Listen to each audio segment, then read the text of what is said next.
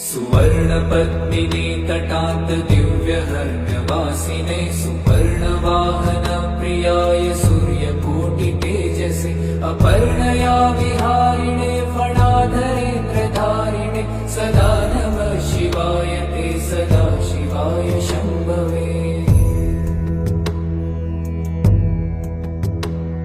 सतुङ्गभङ्गजह्नुजासुधांशुखण्डमौलये पतङ्गपङ्कजासुहृत्कृपीठयोनिचक्षुषे भुजङ्गराजमण्डलाय पुण्यशालि बन्धवे सदा नमः शिवाय ते सदा शिवाय शम्भवे।